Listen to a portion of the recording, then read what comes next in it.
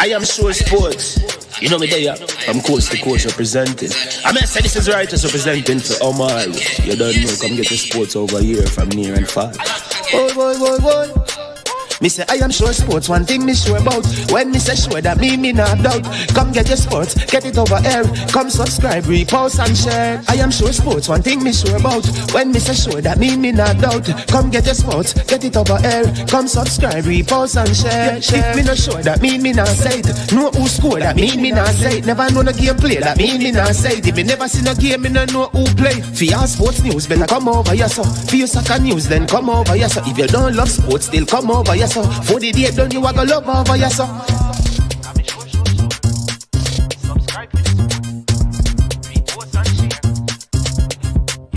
So when it comes on to behavior concerning football, Jamaica is decent. I am sure that if we can get all of these things done, set in place by the end of April, it gives us enough time before the World Cup campaign. Not afraid of no Brazil, no Argentina with these crapper players.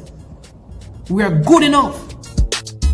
Remember to like, subscribe, share. Listen, comment, let me know what your thoughts are. Trick-Nick Jerk Marinade gives your meats and vegetables authentic Jamaican jerk flavor. The spices are directly from Jamaica. Spices like jerk seasoning, allspice, scotch bonnet pepper, fresh scallions, thyme, ginger, and garlic. The key ingredients to a great jerk marinade. 0% sugar and low in sodium. You want to try it?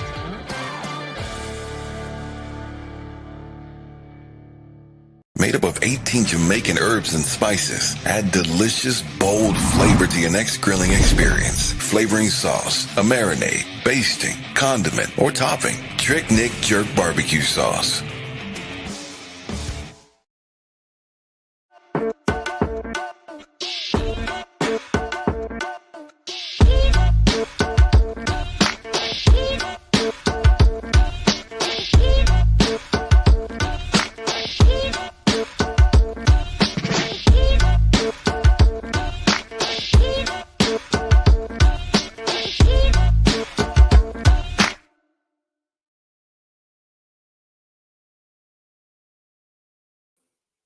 Hey, good afternoon.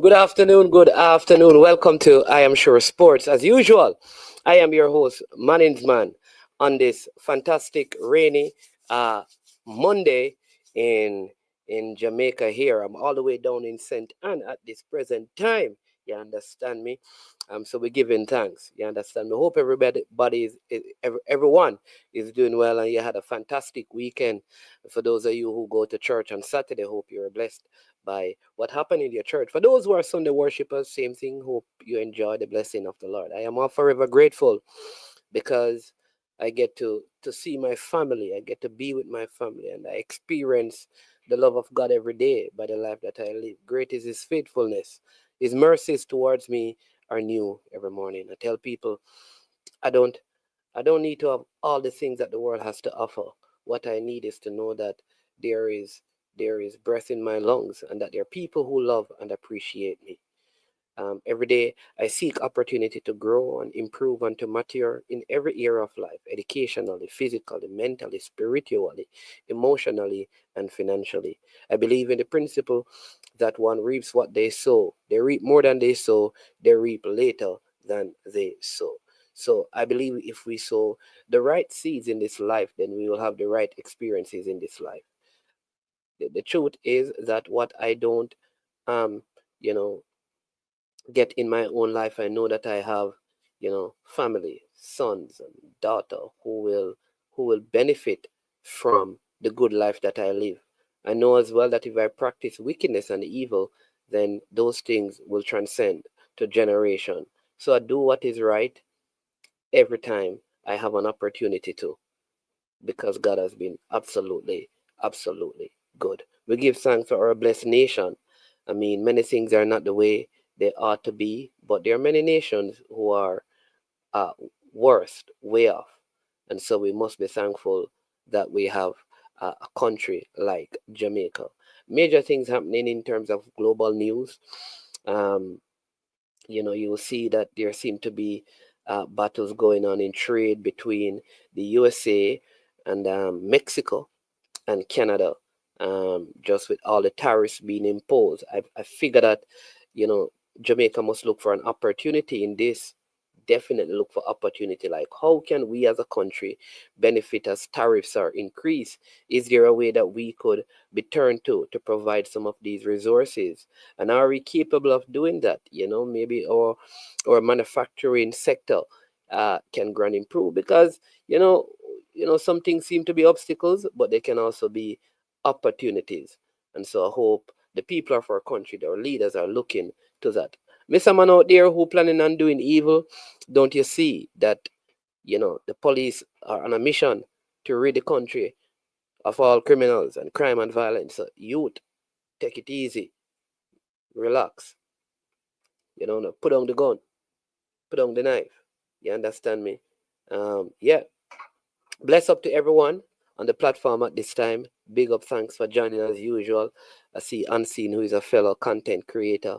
Blessings to you, my boss, and to every other person. As usual, if you know how management is, I don't stop and pause on a consistent basis asking people to like, share, and subscribe. I believe that the content will speak for itself. I'm not a like chaser or a subscriber chaser. I just believe that over time, the content, 5 years, 10 years from now, that people can watch the content and still learn and grow. And that is the kind of work that I want to do, that it will always be a reflection of the person that I am. So at the beginning, what I ask you to do is to hit the like button, share, and subscribe. That is your way of supporting the work. We also have the super chat and the super sticker feature. And what you can do, you can give a super sticker, super chat, and the proceeds from that, generally, it's not like a salary for me. It's not a lot. So it's not like salary for me or pay me for what I do. I have, stuff that I do as an individual that helps me to generate, I believe, enough income to take care of my family as God provides and my needs. So I use the resources from the channel to make the work of the channel get better and to help people who need help. So if you want, you can give a super sticker or a super chat if you think like the content is good. So let me give you some score updates. In the JPL yesterday, Portmore United came from behind to defeat Humber Lion by 2 goals to 1. Alex Thomas continues to struggle. The Humber Lion team, though, they do look better, look like they could have won the game, but just succumb to a couple of late strikes from Portmore. Dunbeholden FC, they defeated Mobile United by 2 goals to 0. That was a surprise result right there. And then Racing, who continues to improve, they are on a good run of form right now. They defeated Chapelton Maroons, who started the competition on fire. Their form has declined. I don't know what is happening there at Chapelton Maroons. I think a change in coach has also changed their fortunes as Racing begins to make some progress. One of the biggest surprises of the day, though, is that Harbourview defeated Mount Pleasant by 2 goals to 1. I think several changes was made to the Mount Pleasant starting 11, but the expectation is that they would have won. Harbourview was up for most of that game by 2 goals to 0, and Mount Pleasant got a late consolation, and their unbeaten run was snapped by Harbourview, the Stars of the East, who have made some worthy and noteworthy transfer during the window in recent time. And then Waterhouse came from behind to tie 1-1 against Moline. Some say it was a controversial goal, but I think the St. Lucian goalkeeper mishandled that one. Also, in terms of the JPL, just a couple of things. Mount Pleasant has added 2 players to their roster. Well, 3, Shamor Simis, who is from formerly of Mobile United, but they have also added Johnson Judai and Thomas is his name. CDM Clifford Thomas. So 2 midfielders they have added, a number 10 and a number 6. So let's see how that will look, because they don't play again until after the international friendlies between Jamaica and Trinidad and Tobago. The league goes on a break after tonight. The games tonight will see a very interesting matchup. It is the second meeting of the Butler Speed Clash, where Very United will play against Cavaliers in the early game at 5 at Arnett Gardens, and then in the late game is the Battle of the Gardens when Tivoli Gardens play against Arnett Gardens. Those are your Monday night fixtures. In terms of the EPL, Chelsea plays West Ham today, right? Marcus Rashford has moved to Aston Villa. Joe Felix has moved to AC Milan. And yesterday, Manchester United lost by 2-0 to Crystal Palace. Arsenal defeated Manchester City by 5-1. Liverpool had won on Saturday 2-0 over Bournemouth, and Nottingham Forest, the biggest winners of the weekend, defeated Brighton by 7-0. Everton also defeated Leicester City by 4-0. So, yep, big up to Virgin Dakers and thing. Mahfoud, so me stop call you. Namesake Omar, big up yourself because we can't, you understand? Big up yourself. You understand me? Yeah. So big up yourself, Dakers. Yeah, man. Yeah, man. Indeed, Drew, aka Drew Fortis, like and share. That is what the people supposed to do. In the tier 2 competition, Reno, Balakar, it was last weekend, was a clash of Balakar versus Peso at the Trelawney Stadium. Peso came out on top. His Reno team defeated Balakar's Duncan by 1-0. And Falmouth also won their game by 1-0. The tier 2 competition seemed to be having some issues because some teams are probably struggling. Mount Pleasant Juniors, their game did not play as St. Best did not turn up for their clash with Mount Pleasant Juniors. And then Limehall, which is coached by Unseen Brethren, Meeks.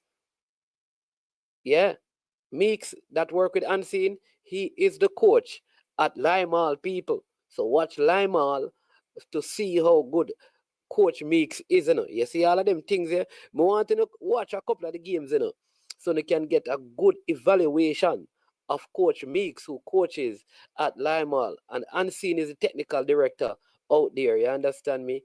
So he has written the program for Coach Meeks, so it will be interesting to see how that goes. Yes, Zach Lovelace moved back to Millwall from Rangers. He was at Rangers. He moved from Millwall to Rangers, and now he has moved from Rangers back to Millwall. Big up Solji in the house, you understand me? Yeah, man. Peso, Marquis Reed, I know why Marquis Reed is not playing there. I don't need to check it out. I already know. All right. So we're not going to get into that. That is their business. Business is business. You understand me? Yeah, man. Yeah, man. The man moving up in the world, boss. Small world called Jamaica. Moving up. Big up Unseen. You understand me? Unseen get big, Unseen. I'll stop coach you to play football now. Unseen a YouTube Unseen thing there, Unseen unstable, YouTube Unseen. Yeah, man. Yeah. Yeah.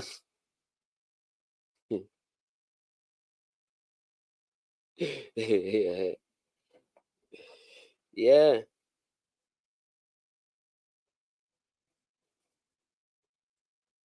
Oh, Rob Smith is saying Chelsea refused to sell Felix to Villa because they see them as a top 4 contender. Prevent Villa from allowing Bailey to go to Man U. Yeah, it was circulating that Bailey could have moved to Man U because Rashford went in the other direction. But yep.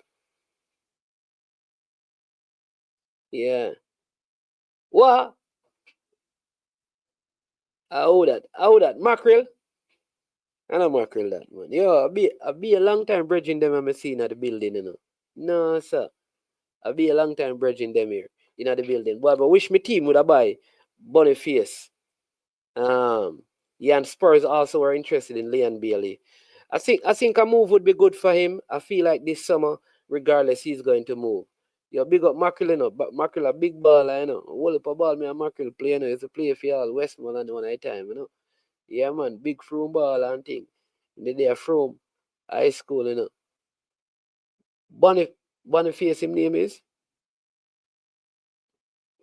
Yeah. He plays for Brian Leverkusen. He was the one who was supposed to move to Al Nazir. And then it never panned out because they got John Duran. So he's back at Leverkusen. Scored yesterday. So I think if Arsenal could get him on loan, that would be good. Just pay a good loan fee and get him, because I still think Arsenal needs a central striker. Kai Havertz has done well. He's going to tally more goals this season than last season, which would be an improvement. But as you saw yesterday, even the ball that he passed to Odegaard, I think he should have scored that, but he passed it, the goal was scored. The other thing as well is that he got one that he missed, and then he scored a more difficult opportunity. You understand me? Yeah, mine and the money on my mind. Unseen a pre the dollar sign. All right, unseen. Yeah, pre the dollar sign. Okay. Never be drawn into anything because of money, my boss. Not a good thing. You understand me? The wrong thing on your mind, my boss. Yeah, money is important, but be careful, unseen. You understand me? Be careful. Which business, bro? I heard from good sources that Malik wasn't getting no pay in Belgium and so-called CB team. Okay, that's what I hear. Peso, there's always more than one sides to a story, and you have to. When you hear that side, you must hear the other side. All right. And all I'm saying is that maybe what you heard is right, but there are also two sides. Just know that. You understand me? Right? I'm not saying that you're wrong, but we are not going to discuss that, except that I think sometimes you get swayed by just one side of a conversation. And I think what you need to do is, as best as you can, get all information from all parties, and then you come to a conclusion. All right? Where experience don't meet expectation. Fill the gap with trust. All right? They can say same way Villa want to sell, don't want to sell Arsenal Ollie Watkins because they're afraid we win the EPL with him.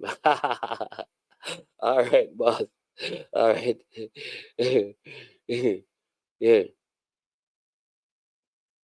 Hey, man. Hey, man. Hey, Auntie, me deal. Hey, man. Auntie, me and Auntie, I am not your manager, boss. No, do not tell people them thing there. Auntie, I am not your. I am not your manager, boss. You know.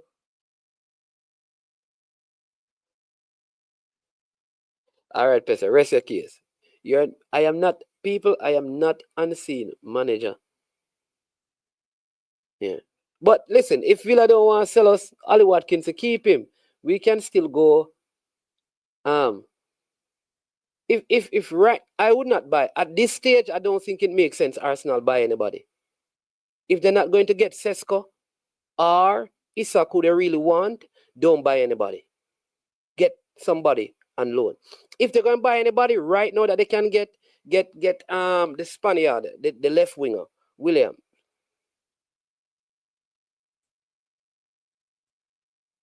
Get that. That's it. But try and get Boniface on loan.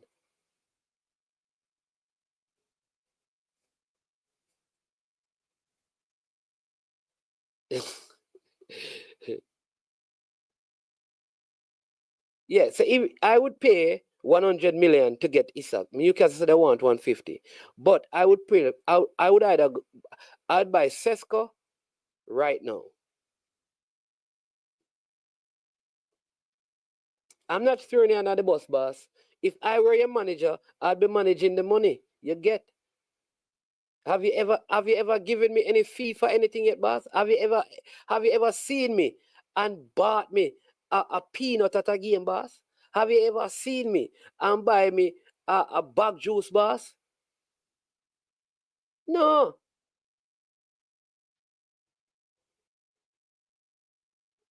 No bother with that unseen. No, he's not going to the Middle East again. Remember that's he was supposed to go to the team where John Durant went to. So that deal didn't go through. All right, so 3 more seconds, and then people, I'm going to ask you to give me some time because you notice it is one topic up there. So I was taking some comments, but I need to deal with this matter. So, all right, here we go for the next 30 minutes. Bam. All right. I watched the U17 girls in the qualifiers. And I think from the first game, though we won, I did come out and I say, I could tell like the players who were developed outside of Jamaica versus the one who were developed inside of Jamaica. I knew, given what I knew about the Nicaraguan team, that it would be very difficult for Jamaica to qualify because there would be no second place team. And I felt like the best result would have been if we get a draw against Nicaragua, but I thought it would have been very, very difficult. And I'm going to tell you some of the reasons why. I believe, and I was having this conversation, I think for a lot of it last week, I was under a lot of pressure from TikTok. I believe that local development is very important. And I think that we need to develop local players, especially on the female side, because we are woefully inadequate in the development of female players. I put it to you that in the 14 parishes, you will not find 100 girls in Jamaica under the age of 12 that plays football on a consistent basis in any structured system. And when those formative years are missed in terms of development, then it is hard for us to believe that at 16 and 15, we can field a team of girls playing in Jamaica to qualify for any tournament at all. The truth is, just like our under 15 male team and under 14 teams, at that stage, I believe that Jamaica can compete with the Mexicos and the USAs and the Canadas. We have seen that at under 14 and under 15. Why? Because at under 14 and under 15, the Guatemalans, the El Salvadorians, the Panamanians, the Bermudians, the Dominican Republic teams, they will not go overseas to bring in kids at that age. They will depend on local developed players. So when you come on to just total local developed players at under 14, at under 15, even in Mexico, we are going to be very competitive. Even at under 10, I think if there was, and under 12, 13, and 14. We have seen that even with some of the U teams that leave Jamaica, the under 10s and under 12 and under 13, under 14, they normally do well. All right, because at that time, a lot of speed, physicality, and those things play a lot in the football development because people are not coming into maturity. When you get to 15 and 16 now to play under 17, it is a totally different kettle of fish. Now, this is where technical ability, tactical ability, and the physical attributes must come together. All right? That is it. Now, here are some of the truths that I have discovered.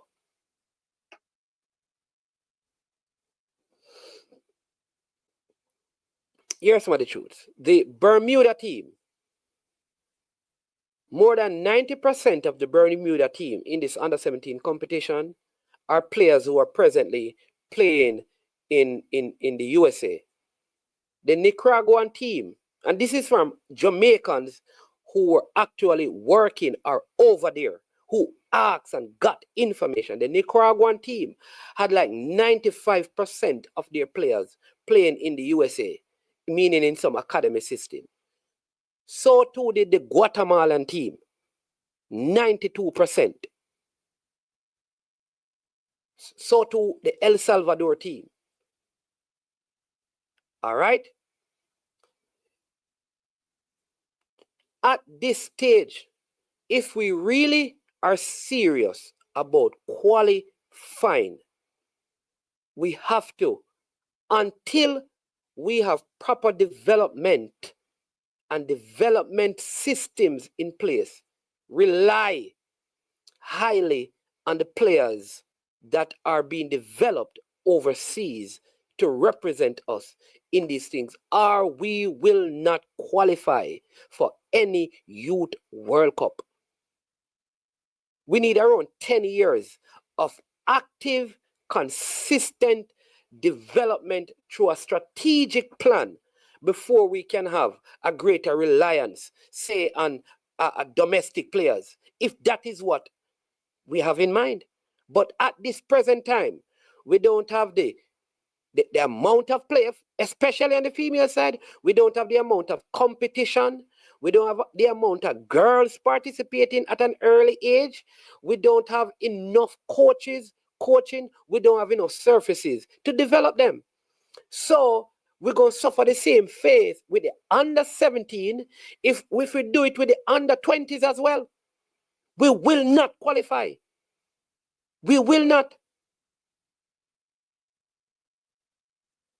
Do you know how Haiti did theirs? Remember what the Haiti people did in their academy? The girls lived there for years for them to have become very competitive.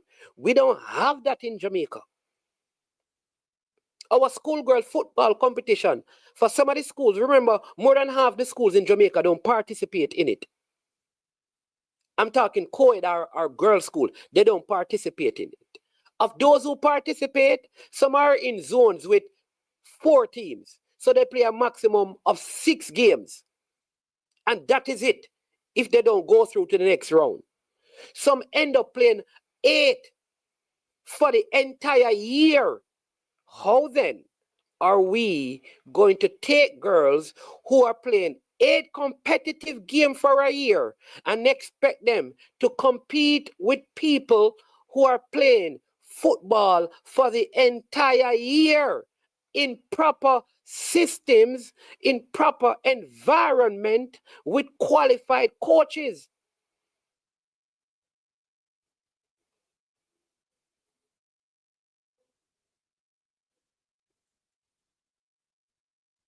So let me give you some stuff, because I know some people, every time we talk about these things, we like to dig back and we go back into the past and we say, oh, but what about that?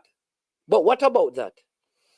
When Jamaica did what we did in the past, there were many countries who never had access to some of the things like the academies in the States and things. Everything has changed, and we keep referring to past event, saying, let's go back and what we did in the past. The other places have gone ahead of us because they understand their own inadequacies in their own countries. So what they have done, a lot of their talent is overseas. So when they come to qualification, listen, Trinidad, no matter talk about Trinidad. Trinidad was poorer than Jamaica. Trinidad had 4 teams in the group and they went through as one of the better second place team. All right? So I want you to bear that in mind. So let's not even go there now.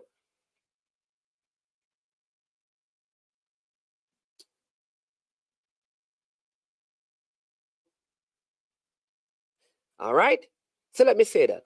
This I must say now because it's funny. You're right, Triple E, because Rudolph Speed agrees that this is a problem. But in the squad, the composition of the team, you wonder. So I want to talk to Coach LETTMAN, because when you look at Jamaica youth, so let me give you an example. Who remembers the team that Jody Brown played on? Go back to the team that Jody Brown played on. Tell me, outside of Jody Brown, which player has come through? Which player from Jamaica? On the U17 or the U20? Tell me. So, all right, go back to the team that Khadija Shah, I think Blackwood was on that team. And Trudy Carter was in that era. If you really, really go and look, Bonnie Shaw, Trudy Carter, Jody Brown, Kanye Plummer was around. You have like Alicia Dredd Wilson, who was from the past, and Tashana Vincent. When you really check it, when you really, really, really check it, listen, we have 1 and 2, which is what I'm saying. You will find players. You will find 1 or 2 or 3. Or let's say you will find 5. But we should never ever believe that we are in the position right now at under 17 and under 20, given our present context, to produce a team of players from Jamaica to go and play and qualify at U17 and U20, especially on the female side. There's a slight little bit more hope on the male side because there's way more male football than female football. And while they're fixing the coaching education, we need to fix the access to the game and the playing of the game with girls. Until we start, like on the boys' side, where we have competition for boys in primary and those, until we have that on the girls' side, we will not see any success.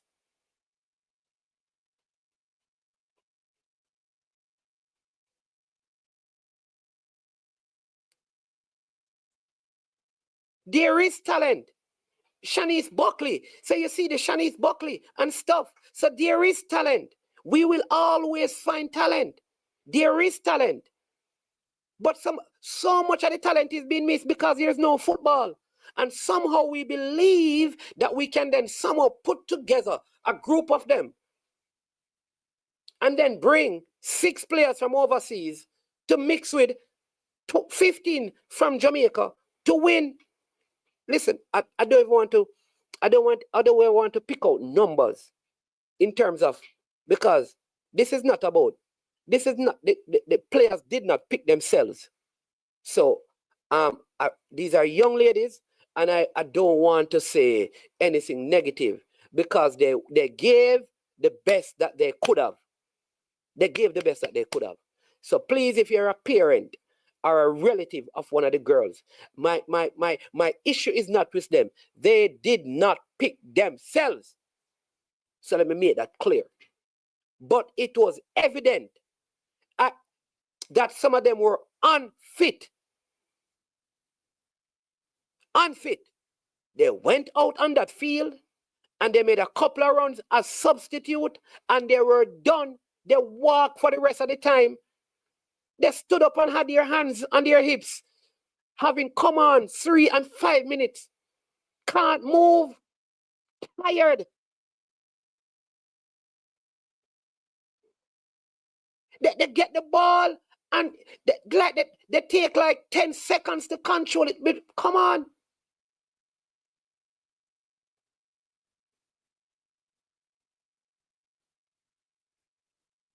And a lot of this, I'm going to say it again, a lot of this, we don't need money. We need minds. Let me say it again. We don't need money to get some of this done. We need mind. Let me say it again. We don't need money for some of this to be done. We just need the right minds around the football. What do I mean? What do I mean? Right now in Jamaica, it would be a night, and I said it the other day, and people are saying, futsal don't do this. Jamaica can play in prep schools for girls, 3-a-side and 4-a-side competition.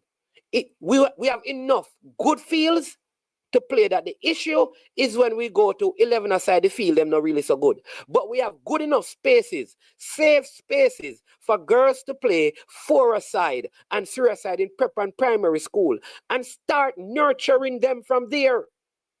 We have to get them into the games. Until then, we need to be highly reliant on the girls who are playing in Canada and the USA and England. That is why the success of the senior team is really built and based around players playing outside of Jamaica. We don't play enough female football.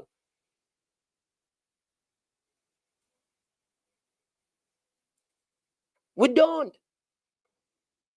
It's the same thing with the male teams. It's the same thing with the male teams, you know. The male teams struggle. And while I understand people want to see their players in the national U17 and U20, I totally understand that. Oh, because you're spending money to development, so you want them to be in there. But let me say it again. If I think Jason Guna said this to me, when was it? I don't even remember, but Jason Guna, I thought it was such a good point. If you believe that your player need to be in the national team for development, you see that is wrong. Here's what is wrong with that. You're saying that they are not developed and they need a national team to develop them. And when the national team are put together, they are being put together so that, watch this, so that we can qualify for World Cup. So if you put them in there for develop, they're not going to qualify for the World Cup. What we need to do is start qualifying, and then the resources that we get from qualifying, we channel it into development of local football. Our first objective is let's get the best players to qualify, and then when we are qualified, we're going to use all of that qualification money to invest in the development of local football. We cannot say let's put local footballers in the youth teams to develop them, because then we're not going to qualify and we're not going to have the money. Let's reverse the thing. Let's qualify, get the money, and put it in the football for development. And every parish president, every person involved in football, every club owner must appreciate that that is the way to go. Qualify, get the money, give it to the parishes to develop the football. Don't tell me to put people from the parish in the team so we can qualify. We are not going to. We are not going to. We're not going to. So, like how the female team qualified for a couple of World Cups, those money should be used to operate a good league out here for females.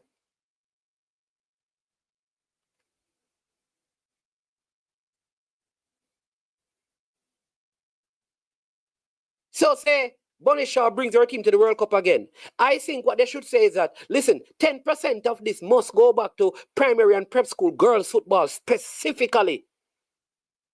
And that is, listen, like the men's team and the federation should sign a contract that says when the senior team qualifies for the next World Cup, a minimum of 10% must go back to all parishes across Jamaica for development of youth football for under 12s. Grassroots. That is how you get it. But you have to get the money. So how are we going to get the money? By putting the best players that will cause us and get us to qualify. Now, because I know some of you, we are extremists sometimes in our views. You are here thinking that money is money, saying that nobody in Jamaica should be playing. Right? I know that's what you're saying. Nobody in Jamaica should. I am not saying that. I still believe.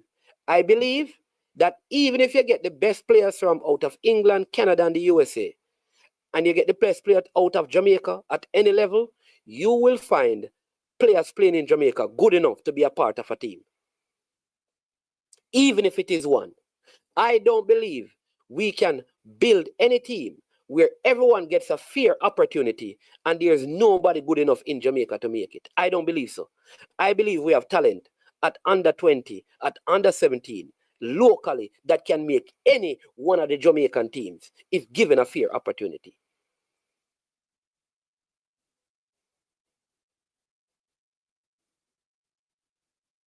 I want to speak to this, and I want to speak to Coach LETTMAN, because I believe you're the under 20 coach, or Bradford. Bradford or LETTMAN, I don't know. I am not here.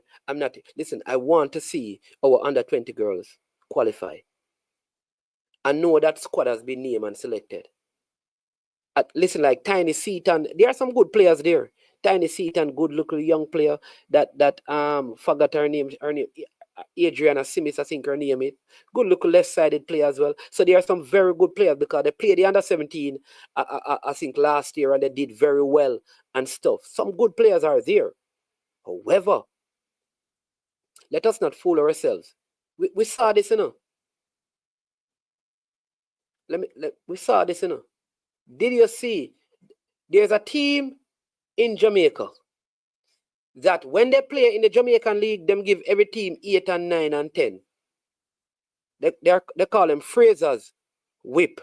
And when they went into the Caribbean thing, they didn't even play some of the best teams. They get some whipping. And that team had like girls who came through the Excelsior system. Excelsior has done extremely well in schoolgirl football. They have one of the best coaches, Xavier Gilbert. They have some of the best, they have national players. So if some of the main players don't come, these are some of the players. And they play for Fraser's Whip. And Fraser's Whip gets some big beating boss. Just imagine with me what we think about Cavaliers when Cincinnati beat them. What happened to Cavaliers against Cincinnati? Because it was two-leg, it wasn't close to what happened to Fraser's Whip.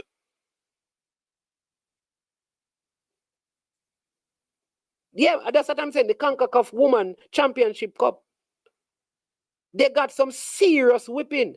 The point I'm making is that, and that is the best team in Jamaica, with one of the best female coaches in Jamaica, coming from one of the best female high school program in Jamaica, and they struggled significantly.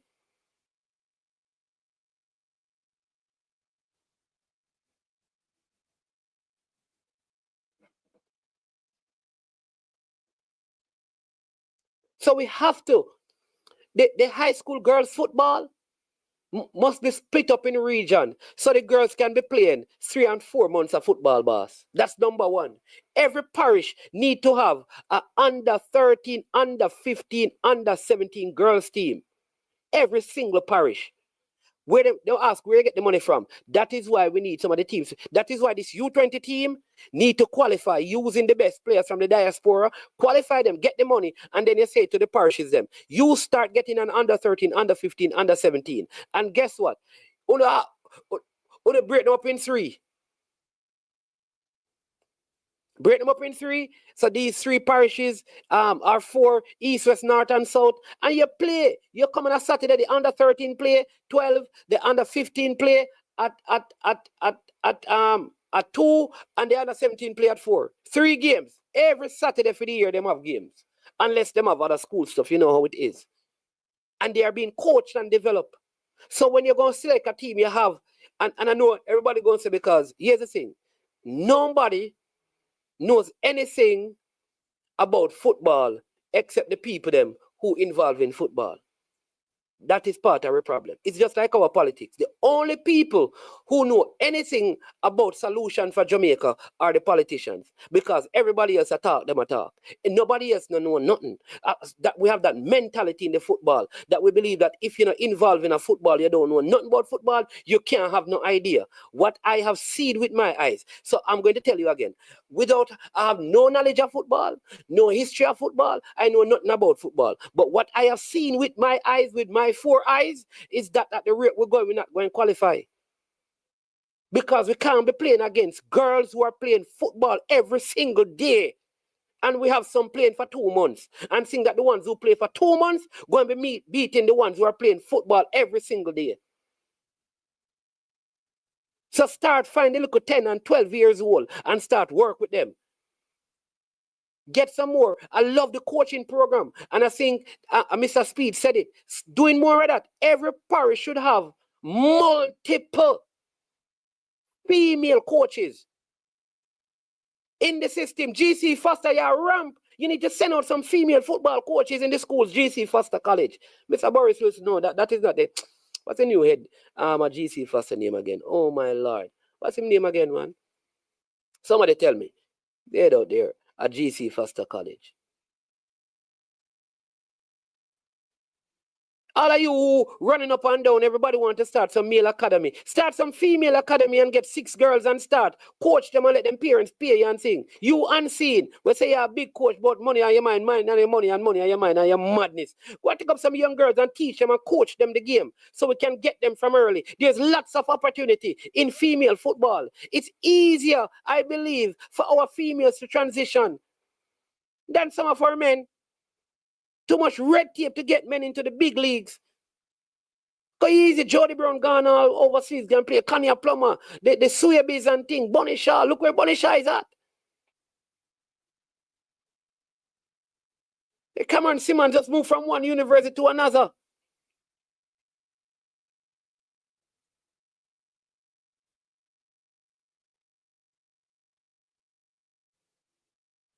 Good Jamaican girls. Like we're fighting to get them in major colleges. Man say me I blame. Oh Jesus. People, Jeremy and Anton, me have to take the comment here. Boss, I am not blaming GC Foster. May I give GC Foster? It's not like I'm blaming them. No, I'm not blaming GC Foster, sir. I expect GC Foster to be a pioneer in this thing. Where there's a lack, they just fill it. I spoke about the GFF. Of course, the GFF is supposed to lead it. Of course. Yeah, man. No, me a Jeremy, man. GC Foster is a good place. I think GC Foster need to take the lead. Yeah. And listen. This is why I want like female in the coaching business. You understand me? Because how Jamaica is in a lot of communities, the people them don't want them daughters around male and football. So the more female you have in it, it is the greater the incentive for them to participate in it. Boss, me have my goddaughter and many others who are girls. They are going to schools in Jamaica. Me not call the school them name. That they don't do. The school really participate in extracurricular activities. Some of the girls' school them, especially the ones who are outside of Kingston and St. Andrew, them not really participate in an extracurricular activity. Education them think upon. But you have girls in those schools who are talented. But their parish don't have any female football competition for them, and the school don't participate in female football. So what are they going to do? So what they did is that many of them played in prep school. Let me show you. Many of them played in the prep school competition on the male teams. When they passed when they were placed in their PEP exam, they got placed into some schools that don't play a lot of sport, much less football. There's no female football in their parish. So what are they going to do? Somebody talk to me. You tell me what happened to the girls who don't go to Ocherios High in St. Anne. Where are they going to play football? Because the only school girls team, I think Yarcastle, recently, but only Ochi High and Yarcastle. You have girls that go Westwood who play football. Girls that go St. Hilda's who play football.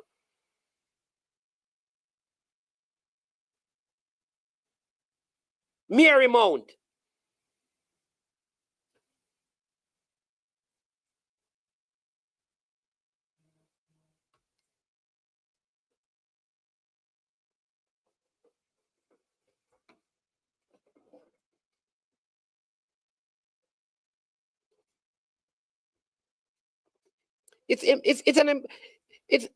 All right. Anybody know Bonisha? Anybody know Bonisha? Bonisha. More. This is what I want to see Bonisha them take on and the female team. Rebecca and the one of them. And Jody. I expect Jody to fight for this for St. Anne because they are from St. Anne.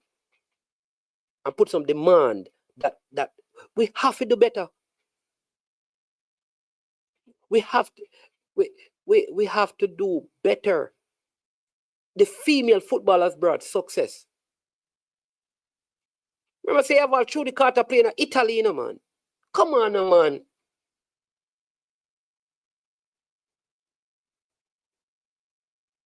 We have to do better, man.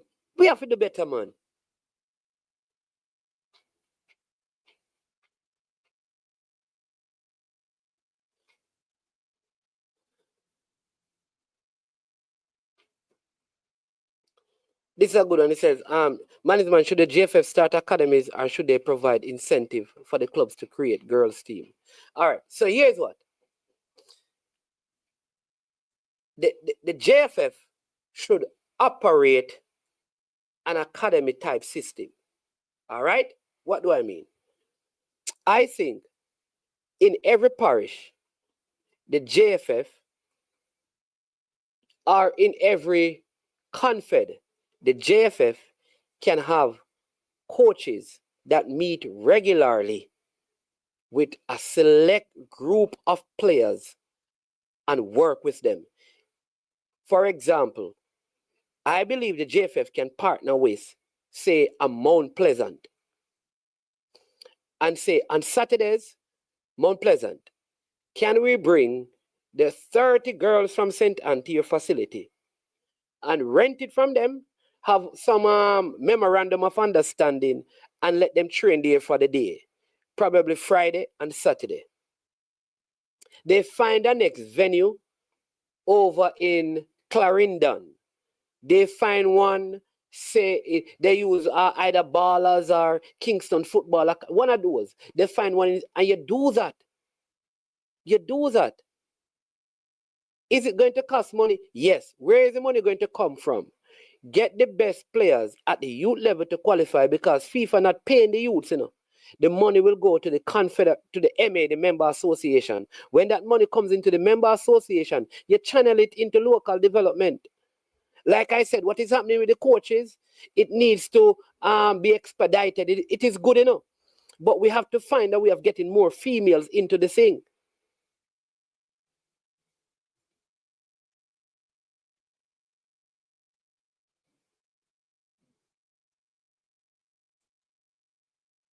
Partner with somebody, just partner with somebody. What is this? I think this is, oh, this is the zone for the schoolgirl football, that's true. Zone A, 1, 2, 3, 4, 5, 6, 7 team.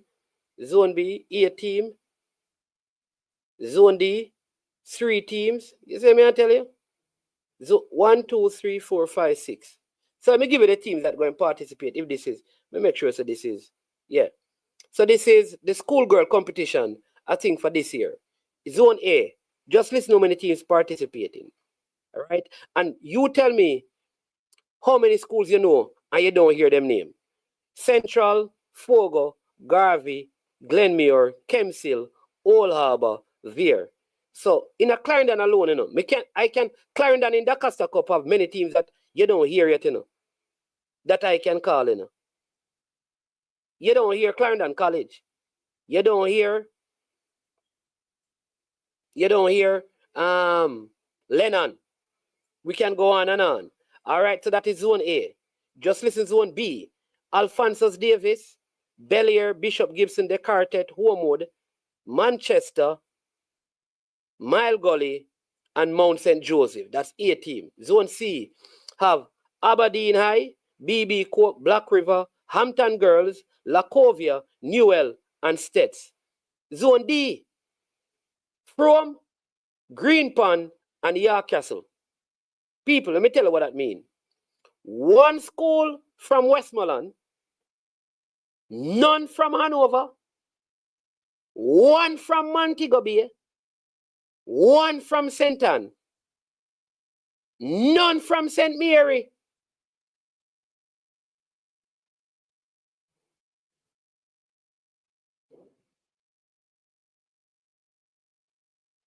Zone E, Edith Dalton, Elsham, Hillel, good to see Hillel there, Jose Marte, St. Diego, Stats, Waterford.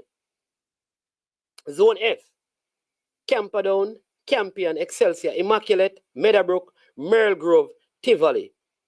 And Zone G, Morant Bay, Port Antonio, Seaford, Teachfield, and Yallas. Now, Dintil, Yuatan, Magra, we could, Charlie Mount, we could go on and call school after school after school.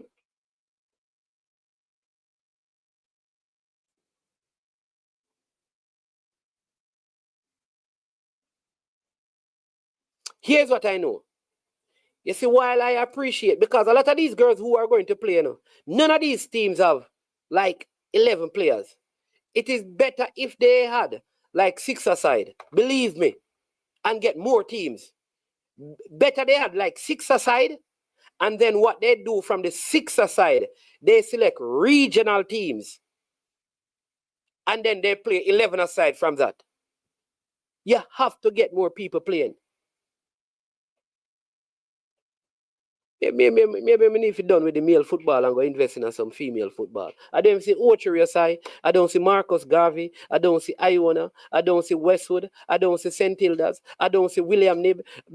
I can call school. I don't see that other school, Cedric Titus. I don't see Marymount. I don't see St. Mary's High. I don't see St. Mary's Technical High School. I could go. I don't see the Winston Clark. I could go. I can call school after school. Discovery BI. I can call school after school. Fern Court High. I can call school after school after school. Brownstone High. I don't see Mannings. And then Reno have a team. I don't see Petersfield. I don't see Grangeville. I don't see Belmont. I don't see the Great States. Wait, no, man. This is female football, man. We need to sit down and really think about this. Because we cannot be operating like this and still harbor thoughts of qualifying. No. Maybe management could be wrong because maybe we are not trying to qualify.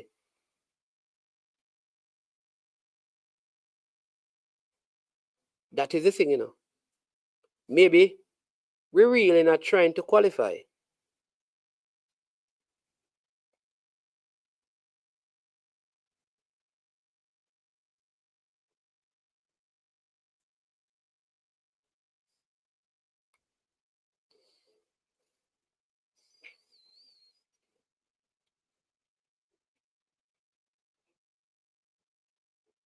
When we get to the Women's Premier League in Jamaica, you know,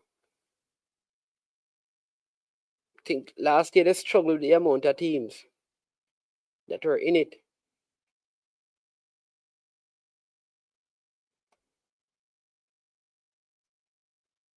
So, my thing is, let us sit down, man, and find a way. Let us sit down. There is talent in Jamaica that needs to be found very early, and it needs to be developed. Until then, again, especially on the female side of the football, we have to use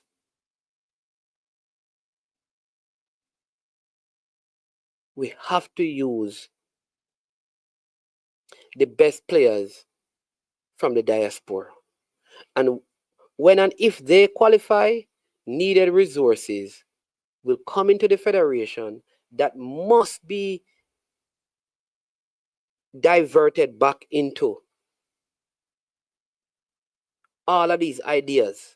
What TikTok is saying about 60 girls playing often, just like what the Haitian did. You have 60 of them, you provide them, find one of the schools that have boarding facility or something. See if you can get like groups of them in one school with a program at the school or with one of the academies and work that.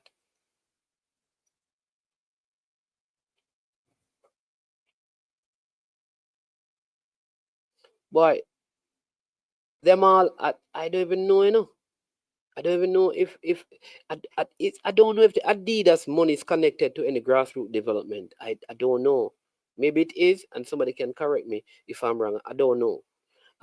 You can't have a valid women's Premier League without grassroots program. Where will the players come from? Yeah. All right, we have a caller here, so welcome to the show, Jeremy, and good afternoon. Happy New Year. Yeah, man. Happy New Year to you, man. Same to you. I hear you touch on something.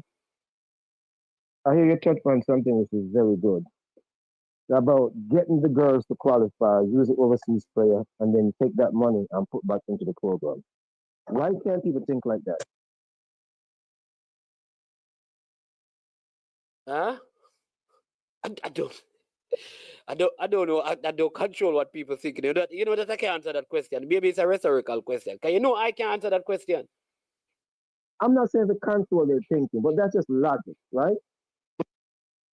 And you get money. We take that money back into the and help the schools and help the develop. This thing about these overseas girls and a couple weeks ago, every time that we beat up some Caribbean nation, I want them to step out of the Caribbean, male and female team. It's not that it's serious, man. Yeah, but to be fair though, like I'm saying, when it comes to like under 12, under 13, and under 14, the gap sometimes is not as wide because Jamaica did play against a Mexico team, remember, and it was late in the game, a silly mistake that caused us to be knocked out at the semi-final. That was an under 14 team. So I'm saying that I can understand that, but once it moved past there now where a lot of tactical stuff is needed in the game and technical stuff, we are going to struggle at the under 17 and under 20 level. I'm saying that under 14 and under 12 and those things, that is why when the younger teams leave Jamaica, a lot of them go into Europe and they do well. But you will hear nothing about them at under 17, while some of the players that they manhandled in those young ages, those players go on to be big stars. Yes. And coaches is another one, right? Resources, qualified coaches, right? Education has to be. We're lacking in all this. Where other countries are putting the resource into the girls' game, right? No, I know, we don't have the money, right? But that's the excuse that we keep on using. Try to find a way to make it work. Not just cuss and blame. If the players are not come from overseas, then cuss and cuss. And as you said earlier, right? It's just not happening, and it's not the kids' fault. Not the kids' fault. But we as a nation have to do better. Try to find the problem and try to fix it instead of just blame. Let's try to fix it, y'all. Yeah, man, totally agree. Because the kids don't pick themselves, So it would be unfair for me to come here and blame them because they don't pick themselves. Somebody selected them. And Manning, back to quality. Is there like I heard Mr. Speed said about this primary school. We have about 600 primary school coaches support training. Do you know if that starts? Oh, he was talking about. I don't know that it has started yet. What I know is that they are doing a lot of D-license courses. Like a lot of those courses are being done now. Yeah, but go ahead. Yeah, all across Jamaica. So I think that is what they want to have, at least 600 coaches at the D license so they can begin to plug them into the primary schools. What I am saying though is that I also want to see in that mix a lot of females because I feel like at that younger age, parents prefer if they have female around their daughters. Yes, makes a lot of sense, right? But I want to get to this before we actually go to that because it does make a lot of sense. I was talking to someone a couple of weeks ago, and he was saying up to last year, he's by a PE coach, by a PE coach. With this stat now. Yeah, but the thing is though, what I'll say about that is the truth is some of the schools, and when they say PE coach, remember, a PE coach would have done stuff. Most of them have gone through GC faster. So they just don't have the D license from the JFF, but they are able to coach. So I don't think it is like in the past when it was just some random person who was a PE coach and saying, no, they're actually qualified. I do agree with you though, but there are also schools who are not vested in football in the schools. Therefore, they are not going to pay a coach to come and be at the school. They rather use the PE teacher to also coach a football team.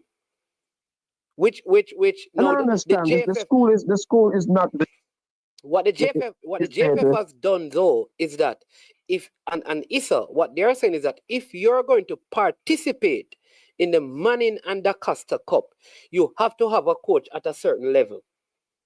Okay. That makes sense. Yeah. But is it enforced though? Is it enforced? Yeah. But so almost all the coaches have their qualifications, man, in Manning and the Costa Cup. You may get away with it in primary and prep school right now, but at Manning and the Costa Cup, you don't really get away with it. I was talking to some players and some coaches, and they were saying that it's the grassroots level, the 6-year-old, the 7-year-old, that's when coaching is critical, fundamental, that they need to learn it at an early age. Am I wrong or right? I didn't hear that. You were breaking up a little bit. That they what do you call it? The younger ages, right? Yeah. That's when you really need a qualified coaches, right? To teach you the right. Yeah, they say that your best coaches must coach at the lowest level. In an ideal world, that is what you want. But in Jamaica, when these coaches go and do their thing and pay money, they want to be at the place where them can get back money. You understand? Imagine you tell Ansi now to not coach in the Premier League, but to coach a prep school, and the prep school can't pay him. You understand me? So it's also a money issue. But 7 to 14 are what they call the formative year. It is where your development, a lot of your development, your core development needs to take place, where you need to get some of the best persons that will help you understand the game, the technical, the tactical, because just like in school, they say that, you learn some of the core principles in mathematics and other subject areas during that time that follows you all the way up to university. And if you don't get the basics at that time, you're going to struggle. Yeah. But there's a whole bunch of other factors too, as to why the girls are qualified and the boys are qualified. But at the end of the day, though, we need to look at, and I hear you go over some points, which I argue with somebody underground about this stuff. You keep on talking about how Fraser would beat up his team, and I was like, we start laugh, and I hear the same thing already. We cannot just use the success of. You have to look who them play. Look who them play first, and then you look wrong. The next thing that I see us always trying to do, use track and field to compare to football, and that's so wrong. Very wrong, my friend. Anyway, see, you go and listen. Yeah, man. All right, big up, my boss. All right, so people, this is why we can't compare like track and field, because you see, with track and field, you have primary school meets and all of those things. That is the issue, That is the issue. And please don't get me wrong. I think what Fraser's Whip is doing is good, because what they do, they get the Excelsior kids, they have them there. But you understand though, they even if, and this is part of the thing, if good talent don't compete against good talent, they become stagnant. In other words, if I'm exceptional and I'm playing every day with mediocre talent, many times I don't grow. So if Excelsior have the best 11 players in Jamaica at that age, all right, and they beat up everybody, then the same 11 go and play for one club and beat up everybody, there's not a lot of growth and improvement. Not a lot of growth and improvement.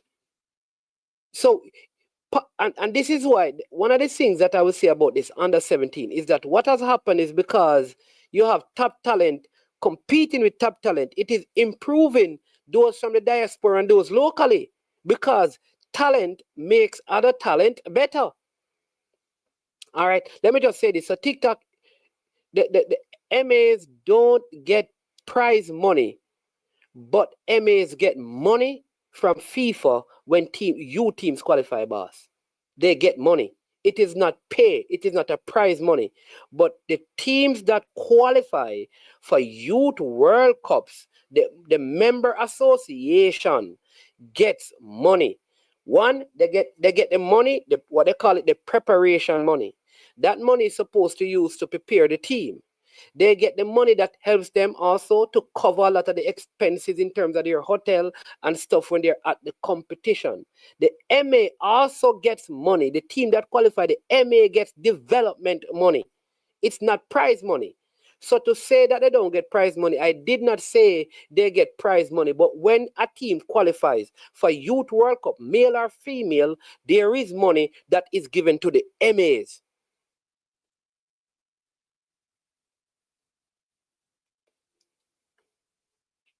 So I hope that clarifies, because they keep saying prize money, and nobody has said that there's prize money for winning the Youth World Cup. I don't think anyone has argued that. We have a next caller. Welcome to I Am Sure Sports. CB? What's going on, Uncle Man? It's Yeah, CB. man. How's everything? I'm here, man. How you doing? Good. I'm doing good. I agree with a lot of points you're making, but I think overall, the issue long term is the mindset of the individual, of the people. Yes, the girls can go out and the senior team can go out and qualify and put funding down to help build a program for the girls. I like the idea of having a smaller competition, since a lot of girls, women's soccer is always, women football is not always a big seller. So you're not going to have everyone turn it until they can see a pathway.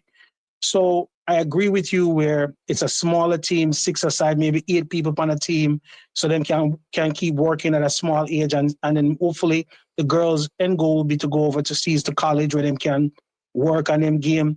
The problem is when you have the Bunny Shaws of the world and you do it in a small sample size, everyone say, look, we have Bunny Shaw, we have 3 girls. You have 3 great footballers out of maybe 1,000. How many thousands? There you go. Right. So the odds is still small. Granted, yes, we have found 3 gems out of 1,000.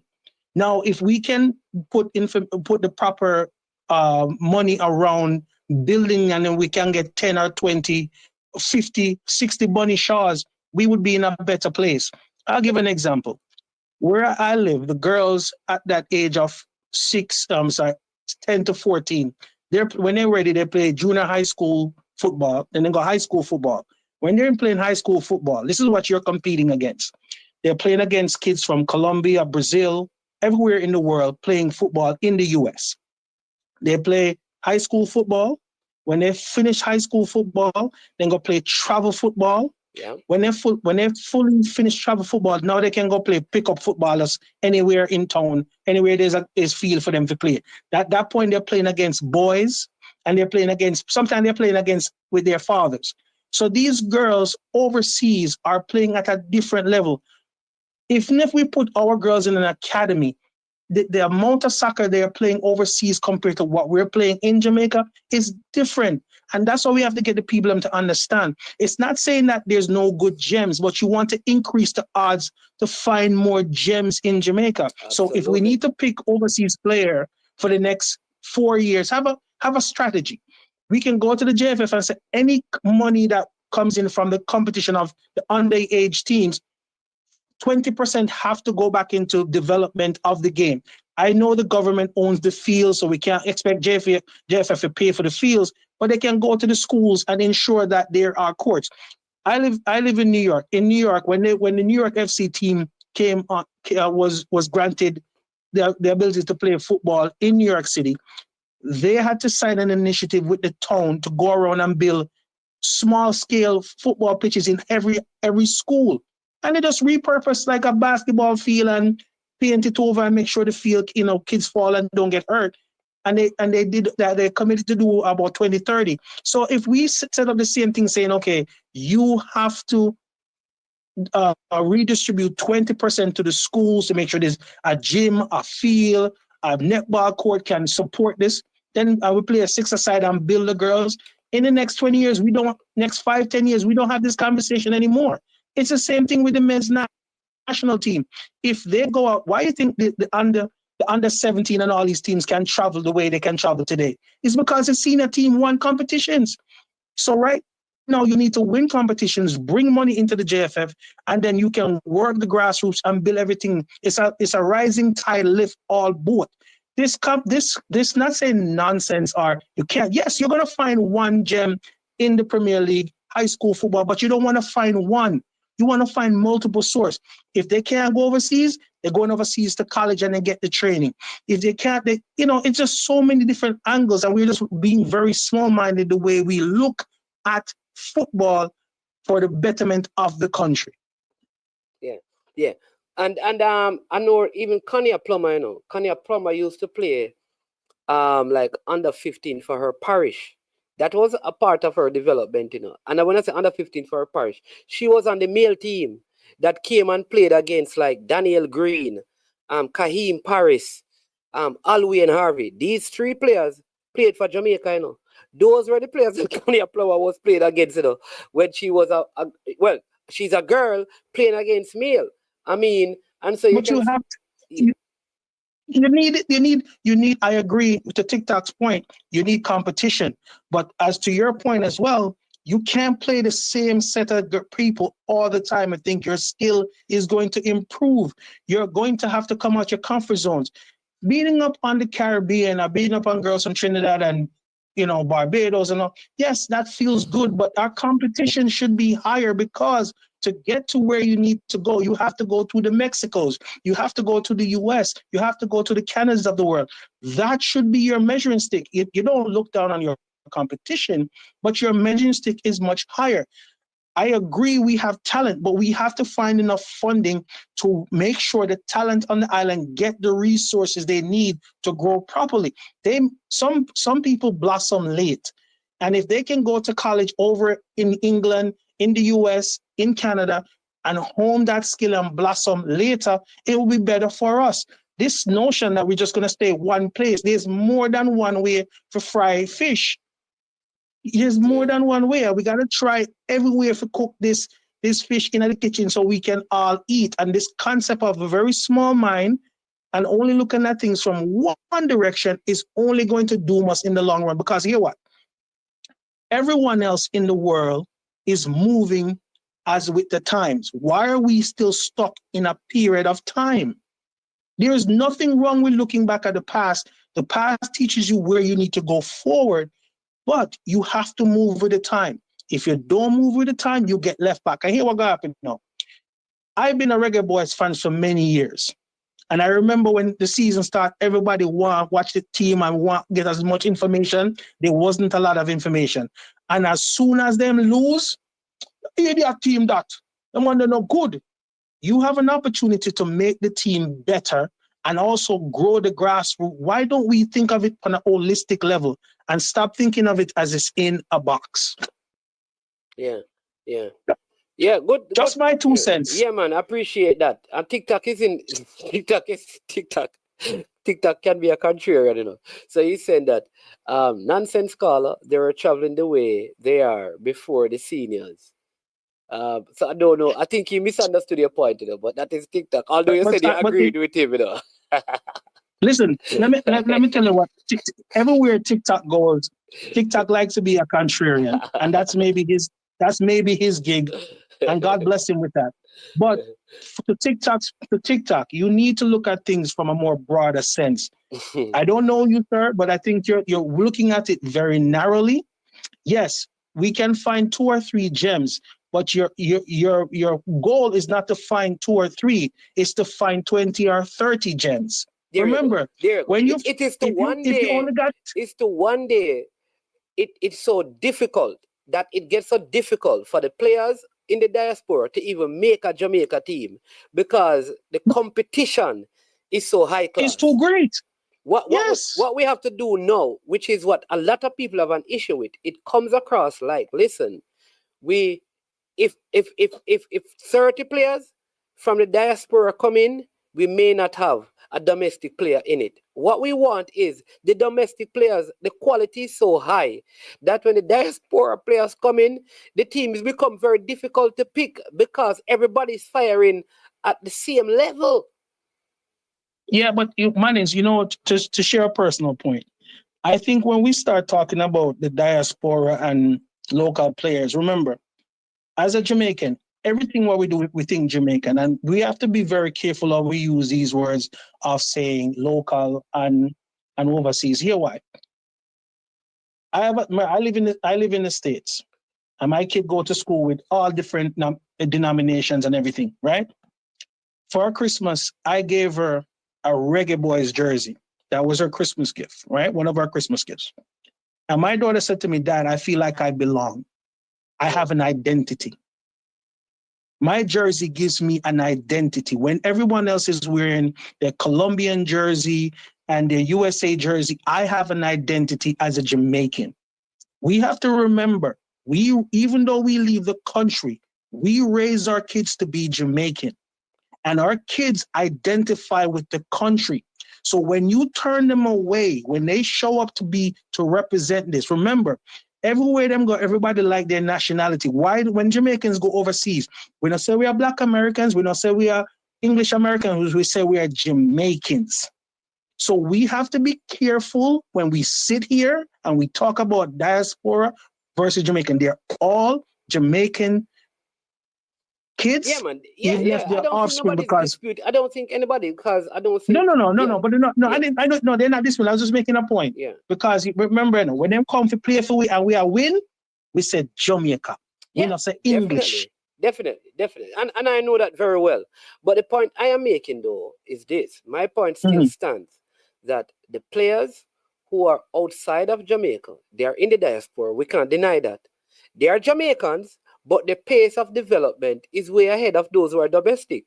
So we are not trying to. That is true. We are not trying to say, to discredit one group. We are just saying, because of what they are exposed to, internationalism, let's use that. They are way ahead of those who are out here, because enough football is not being played and enough girls are not engaged in football for us to produce that. But big up yourself. I agree. Yeah, man. Big up yourself. Yeah, man. I appreciate the call as usual. Share a thought. Yeah, man, because I understand why I say, because I don't care what it is. I just want to see Jamaica win. Once the girls them come, I want every Jamaican girl to go and be a millionaire. Look, we have a Jamaican who left Jamaica, UConn, and is one of the richest Black women in the world. I want that for every Jamaican little girl. UConn? I want them to dream which big. Jamaican go UConn and play football? I sent her the article. She leave here and she run track. She went to UConn and she's one of the richest Black women in America. Oh, okay. I thought you were talking of football, because I don't. No. I know. But I'll send you the articles. Yeah, man, send it to me. Yes, I'll send you the article. Yeah. All right, sir. All right, cool. All right. So, DW, I love this idea,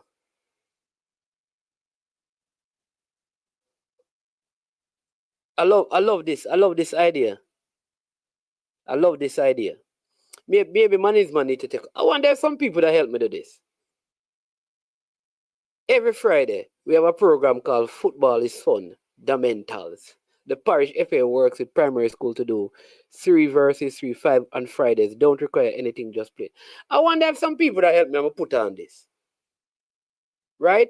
I want them to can start it in a sentence and have it at what? I'd love to do 20 teams. I would want to do some high school teams at 5 aside and prep and primary school teams at 3 aside. But I want to get tops, and I want them, anybody could. How much? Let me see this. 20. Hold on there. If we get 20 teams, 200 jersey, I want.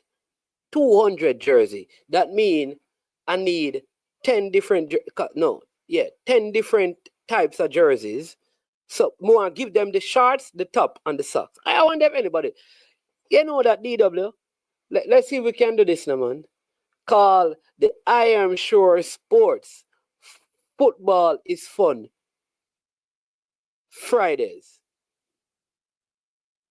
And let's send on with the pilot program. We need 200 jerseys for girls. All the parents have to, and if you can get some cleats donated, we give all some of the school them some cleats. I am telling you, right now, I can easily find, I can go to Prairie Primary, Columbus Prep, Glen Prep, LLC Prep, Ocherius Primary, Limal Primary, St. Anne's Bay Primary, oh my God, Northview Prep, oh my God, Marjam Prep, yeah, man. I am telling you. Find out from the GMF what is currently being done, boss. But me just tell you, there's no girl thing going on for under 13, for girls in primary school, boss. So me don't have to call it GFF. That mall. I am telling you, there's nothing going on. But DW, let us seriously do it. If I can get the jerseys, I'm going to, and I'm telling you, I will do a trophy for the high school teams, 5v5. 5v5. I know that I can get Draxall to use. 100% sure of that. And it can be on Saturdays. They come out there on Saturdays. I know that I can get Mount Pleasant field to use. There's also the gas station beside where they have the intimate concert out by Richmond, Chaz gas station. And Noah can get that to use.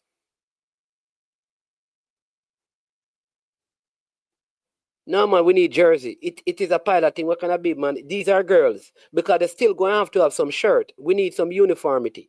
Because whatever we have, we want it to be the pilot. And once you start it and it gets going, then people will come on board. But I know that there are people overseas who, you understand me? You have all even Ultimate Jerk Center. Yeah, man. But you have other places too. You have a place up by called Prospect. Have a nice feel up in Prospect. Nice feel up in Prospect. Call us if we don't call in on WhatsApp. Call in on what go on have call in on WhatsApp, you know. What the people them are going. Call you have call in on WhatsApp. West Ham, what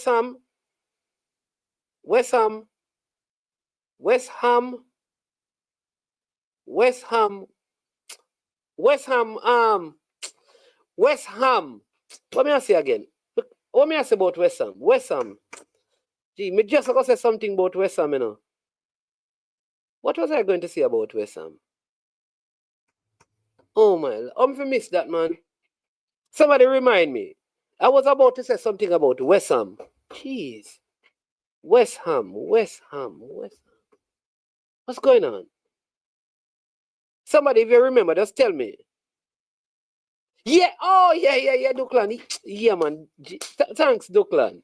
No, West Ham won Chelsea nil. West Ham won Chelsea nil.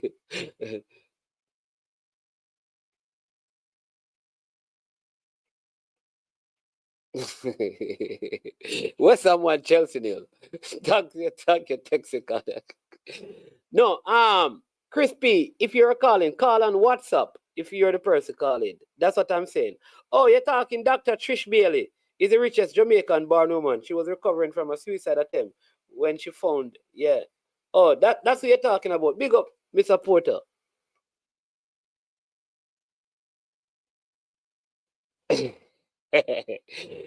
So Crispy, just save the number, please, and call via WhatsApp. The other phone, you see, the other way you call is an overseas kind of phone, so a whole of money. So call on WhatsApp, please. Yeah. But Jam, no money. Yes, Crispy, you still a call straight. You have a call on WhatsApp. All right, please. Crispy, call. Let me just type this in the thing. Crispy, please call on WhatsApp.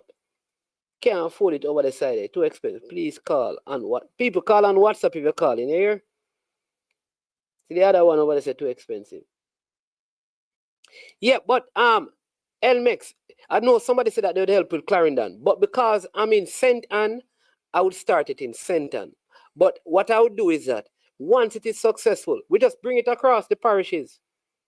We bring it across the parishes. Yeah, man. It's the same number. You have WhatsApp on your phone. You just save the number and you use WhatsApp and you just call. Somebody see if them can help Crispy because he want to call in.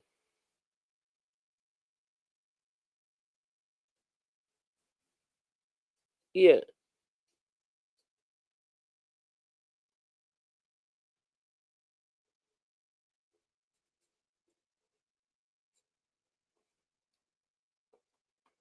Yeah.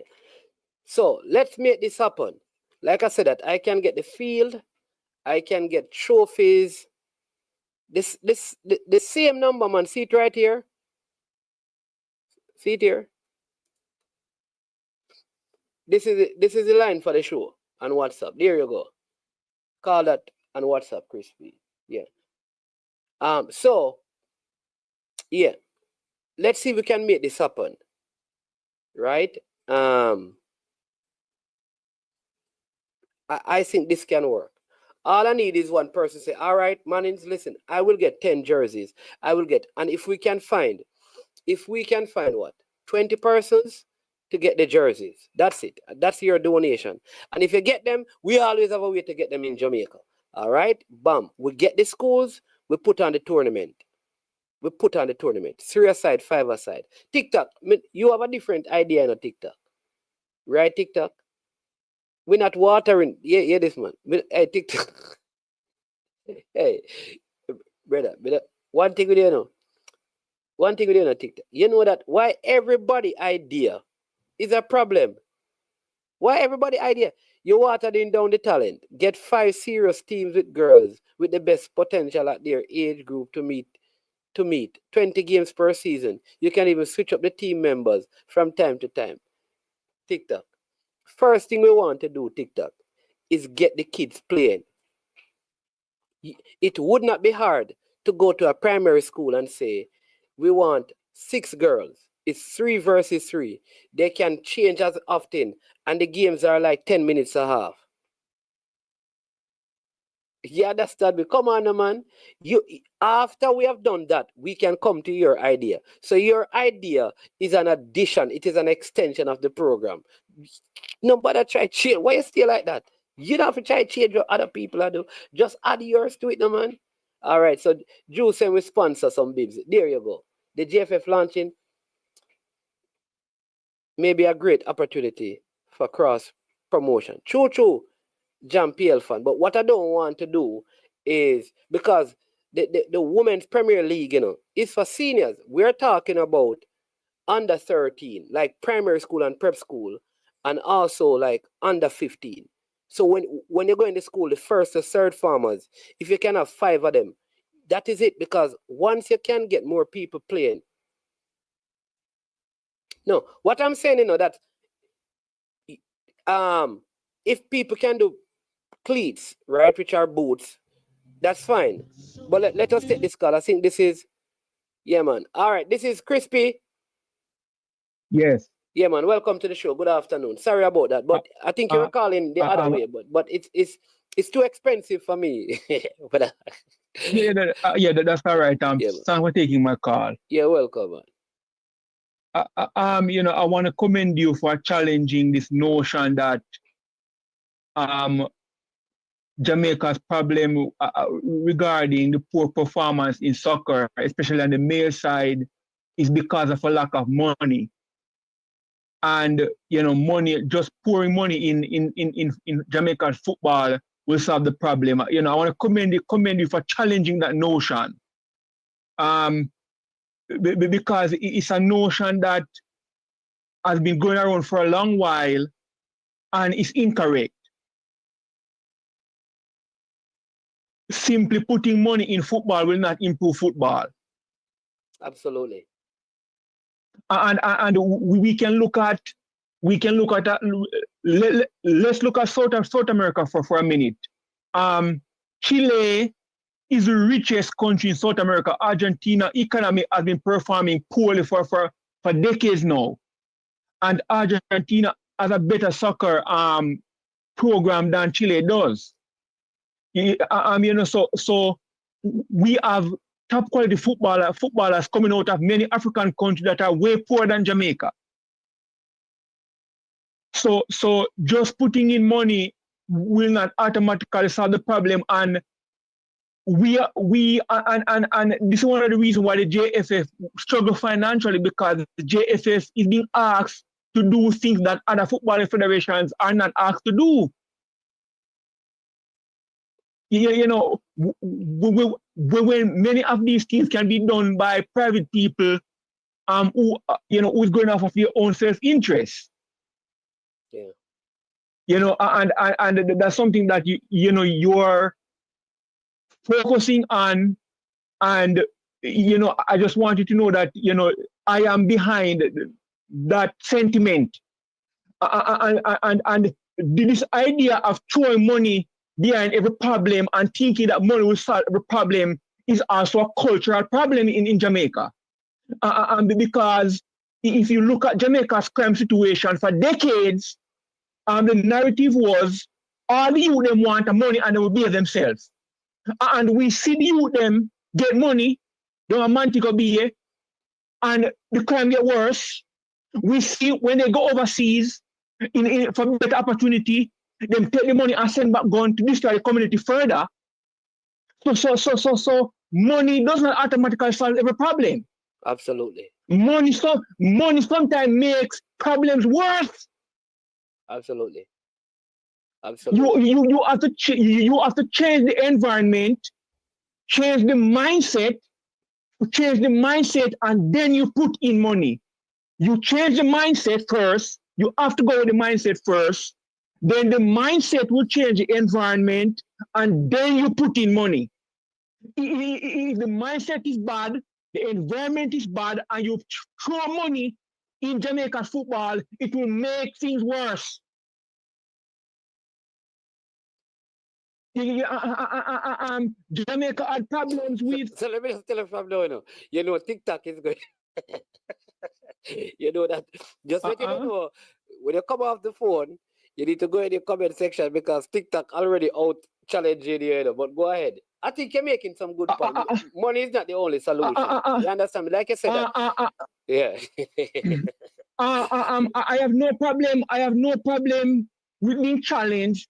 I do my research. Yeah, but you make a very good point. If money was the issue, if money was the solution, like you said, like teams like Chile would be doing better. Exactly.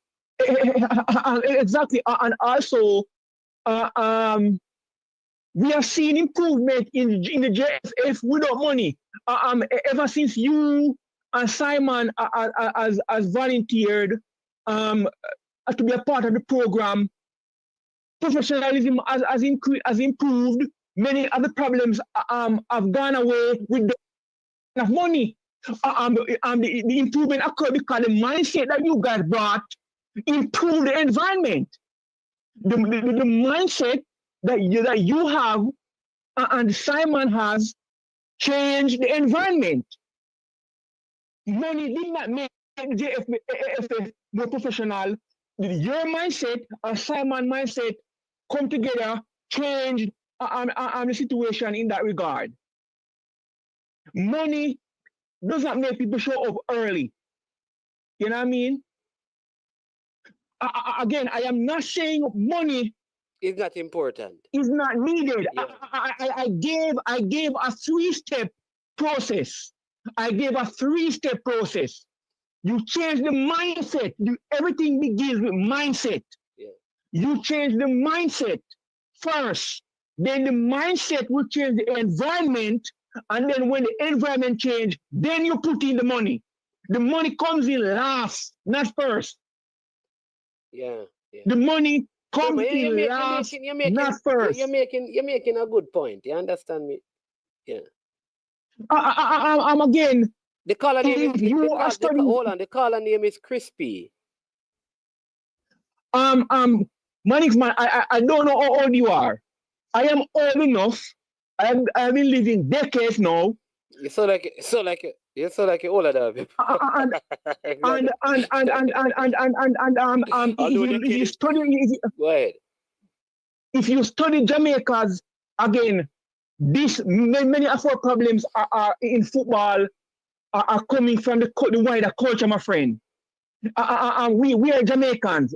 Being involved in football does not make us not Jamaicans anymore. Yeah. This idea of money solve problems and money solve every problem is a cultural issue that has been brought over into the football. And because for the longest while, the narrative has been with our troubling crime problem, all the youth them want are money. That's a solution that has been employed for decades now. We are seeing when you give them money, they use the money to buy more guns to destroy the country further. Yeah, man, you have nobody can. Listen, and it will be foolhardy to argue that money in and of itself is not the solution to most of the problems.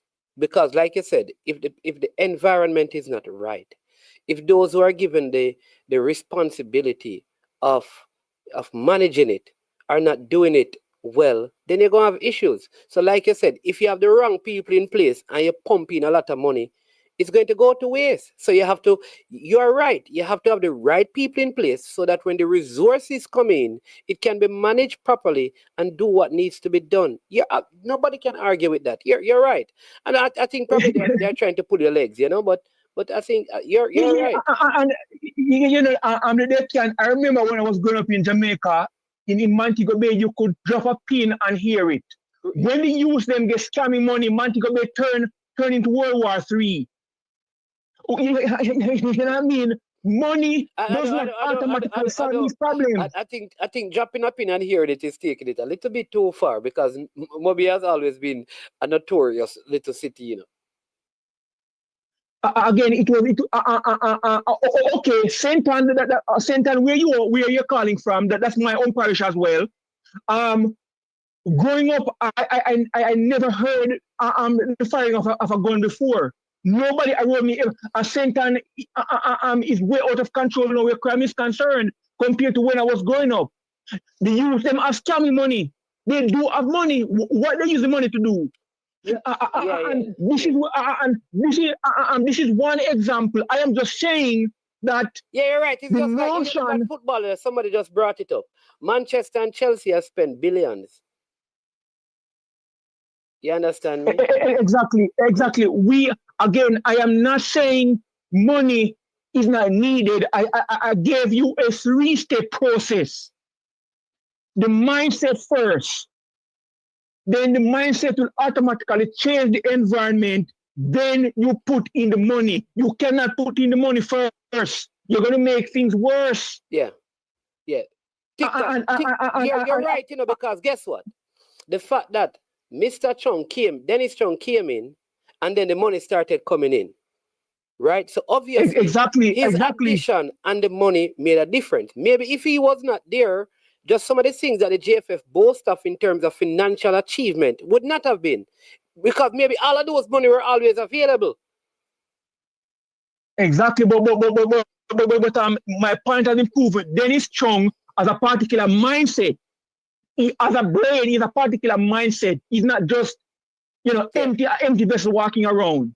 He has a particular mindset that came in and the environment changed and you have improvement. You management, you have a particular environment, you are professional, you are well spoken, you're organized. All of those things are mindset coming in, and then things change and things get better.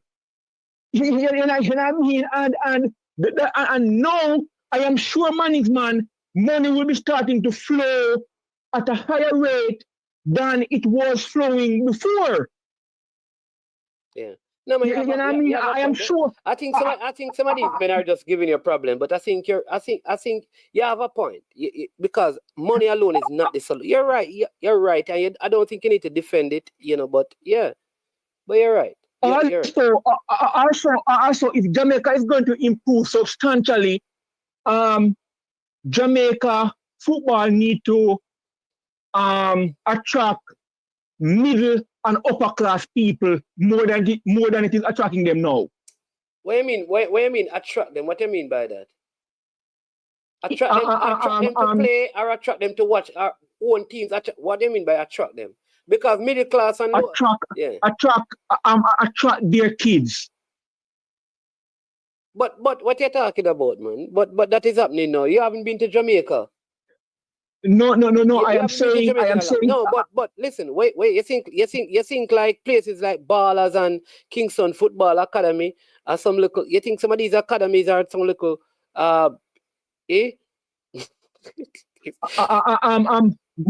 Management, but remember that Jamaica is not only Kingston and the corporate area. Who you think own Montego Bay? You think?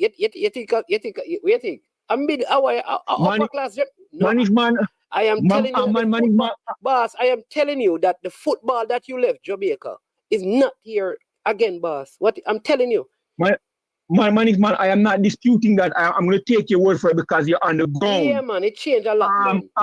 Watch a Waterhouse game and you'll see the people watch Mount Pleasant game, and you'll see the people, upper class people coming to game like, whoa, no man. From you think of the uptown communities, they're all there. I'm telling you, it's a different, the dynamics have changed. I must say, in terms of that, the JPL has been able to attract people from everywhere in Jamaica. Even tourists now make it a regular thing to come and watch. Okay, and you know, I commend all of that. However, when I look at some of the personnel that is talking on behalf of the football at the grassroots level, they are not humans, man. And they do not know how to string two sentences together. They don't look at the game in an intelligent fashion. So more work.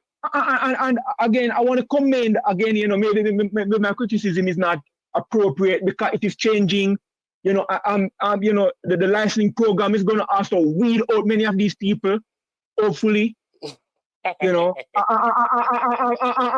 and because licensing should be weeding out people. It should not be a welfare program. You know, licensing, you know, it's like you have a medical license. Not everyone can get a medical license. And I mean, not everyone can just get up and practice medicine. You know what I mean? You have to pass certain rigorous tests. So, you know, I hope the licensing program is not going to be, you know, as a welfare program to just pass everyone. It should the standard should be very high, so only the best can get through. Yeah, man. All right. Yes. Yeah, man. All right. Thank you for taking my call. I appreciate it, man. Yeah, man.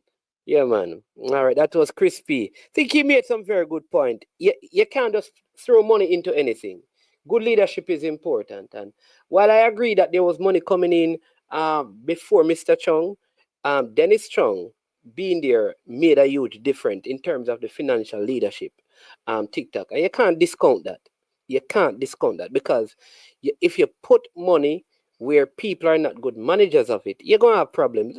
We can give credit where, even if we don't agree with everything, you know, we can take the things that are good and follow them. So now, Drew, here's what I want you to do, right, Drew? I want you to help me because TY said that he wants help, DW wants help. We are going to see how quickly, if even right after the Easter break, if we can do this high school and prep school 3-a-side and 5-a-side football competition. What I want to find out, should we go 5-a-side for the high school girls with a goalkeeper and then do the same thing with the primary school, 6-a-side, 5 on the field, 1 in the goal with the girls team? Should we do it that way and put them in zones, separate primary and prep schools from? All right. Or should we go, like I said, 3v3 and 5v5, 3v3 for the younger age group, 5v5 for the bigger age group? Let me know, and then we can start putting it together. And anything you can do, there is I don't know if you all know this, but there's him always come on and say one Dan from Clarendon. His name is Sherman Scott. He makes jerseys. All right, but if we can get jerseys to come in, like we just present them to the schools and say, listen, turn up, we have the dress parade, bam, all of that. And we start it in St. Anne. If it works successfully, then we can bring it to Clarendon. We can bring it to Montego Bay. But let's really, so Drew, people, this is Drew, aka Drew Fortis. He is one of my moderators, all right? Good friend of mine, all right? So I am going to, for those of you who have the WhatsApp number, if you just WhatsApp, and then what I'll let Drew do is that start some sort of group thing with those who want to be a part of it. And we just do it. We give it a name, call it the Diaspora Fun Friday football fundamentals. However, so it can have a name. We do trophies. We do a trophy for the primary school and prep school, trophy for the high school. We do medals and stuff for and we do it. I will speak to the JFF because we don't want to do this, but we want to make sure we have everything in place. I can speak to the parish president, and I can talk to most of them. I can speak to the one in Trelawney. I can speak to the one in Hanover. I can speak to the one in Westmoreland. I can speak to the one in St. Elizabeth. I can go to Manchester. I know the Clarendon one. I know the St. I know them all. I can talk to them. And there is, like I said, that in Senton, I know I have at least, I've even out by the Ocherius Jerk Center in the town of Ocherius that has a nice field that can play three-a-side and five-a-side. So there are different options, right? I can do it at Landilo in Westmoreland and Manning School in Westmoreland. We have that. So all you have to do is to text me and say, I am interested. And then if you don't mind, just for this purpose, I will connect. I will allow Dre will help me to get all of these things get together, see what we can all produce, and see what the cost would be for whatever, and then we can figure it out. If things are already, because I want to say this. One thing I know, because I've done football stuff, a lot of these kids, they don't need brand new stuff. You and I know that in the States, those of us who have spent time in the United States of America or are residents in the United States of America, know a lot of times with these academies that change cleats and those things. They change cleats and boots and all of those things. A lot of them that change these. It's not that they are old. Their parents sometimes just buy a next one or whatever. Sometimes they even change our sponsorship. And so they don't wear a certain kind of boots anymore. Socks can also be easily acquired. So let us make this work and see if we can just get some girls playing football more regularly. That is it. That's all we're trying to do. Get them. And then once we start it, I always tell people, listen, I can start something. And if somebody wants to take the idea and make it bigger, that's fine. My heart is, I want to see more young people, young girls involved in football. That is it. And Chelsea has finally equalized.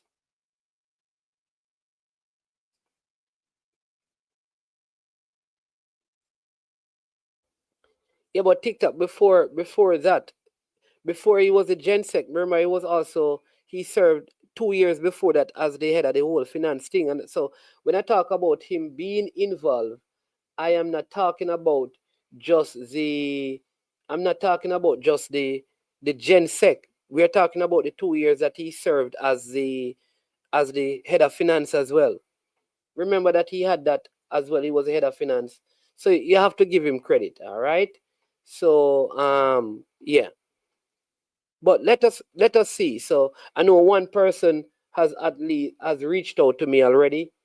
That's DW. So I'll pass on the information to Drew, and we're going to make this work, all right, and set it up like I said for the Easter.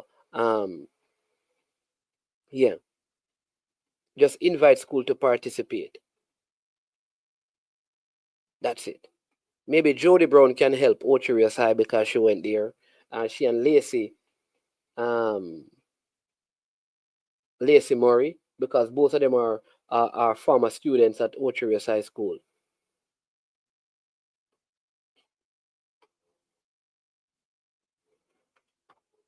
I think they're saying a check in to see if it's a possible offside.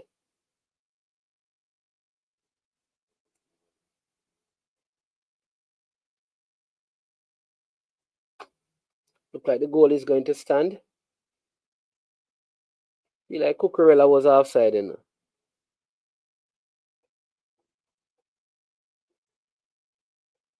TikTok. Yeah, so much. I know people ask, man, is why you always answering to TikTok. TikTok. Nobody was saying that money is not important. Nobody.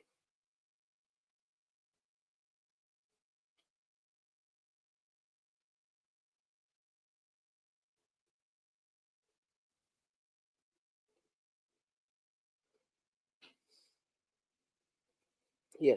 And listen, for this, it's going to be done professionally. I will speak to people. So every time we have this, we are going to have people. We're going to have ambulance, medical personnel on board because we're going to make sure we engage the police, and and and I will talk to the police to see if we can get female police officers to be there. We'll have medical doctors and nurses. You understand me? Because it can work. You understand me? It can work, and all it is to get. All I'm saying that all it is to get girls to be. Oh yeah, yeah man. Oh, Camodan, yeah man. Peg leg. Yeah, the manins. The manins flagman peg leg passed away. Condolences to him. Heard that he was doing some work and fell off a building, and then a couple of weeks later. So condolences to peg leg and his entire family and the manins family. All right. Condolences to them, man. Yeah, this reminds me of when Pepper, the former Reno fan, who traveled to every Reno game, you know, yeah, and now Pegleg, unfortunate circumstances, but yeah, so condolences to his family. Um, El Mexe says, my funding could maybe also cover female healthcare without going details here. Awesome. All right. So just when you send the message, just say what your name is in the message so I can let Drano we form a group and put a committee together, and then we go from there. And let's listen, if you know me, I I make things up. Like I must be organized and must be fully transparent and accountable. Because here's the thing: I'm my position does not permit me to be in anything where any sort of financial and those stuff. You see, if I'm involved in anything, it must be transparent so people can see and know what is happening. All right. I will say with my Christmas program, the one reason why I don't put the pictures of the people who we fed is because the ministry that is over them don't want you to do that because they also feed them. They don't want you, when you do these things, to put up photos of the people. That is why. So those persons who contributed, they can get personal pictures, but they have to promise me that they're not going to post them. So that is why. But whatever we do, it has to be fully transparent. All right? Yeah, man. Why hasn't the U17 squad been announced? Yeah, I think the squad will be announced sometime this week. It couldn't be announced, yeah, because yeah, it's around announcement time now. Remember that they would have gotten the provisional squad, and until the whole. You remember sometimes with these things, it's also CONCACAF, and when CONCACAF says so and so, TikTok, because a lot of this is guided by CONCACAF procedures, yeah. But people, listen, you really and truly, when I started the program, right? I wanted to just be on here for like 45 minutes. It has got into 2 hours. All right. So I have to run, but I want to thank you. I think it was a very good program, very good ideas, very good input, very good conversations. And we hope we can make some progress. So hopefully the next time I come to talk about this, I will say to you, we form a committee, this is the date, and let you know what is happening. We have 90 likes, and all I'll ask you to do is to help me to get it to 100, and get it to 100 likes. And for those who are watching for the first time, if you don't mind, it would be nice of you to subscribe to I Am Sure Sports. Yeah, yeah. All right.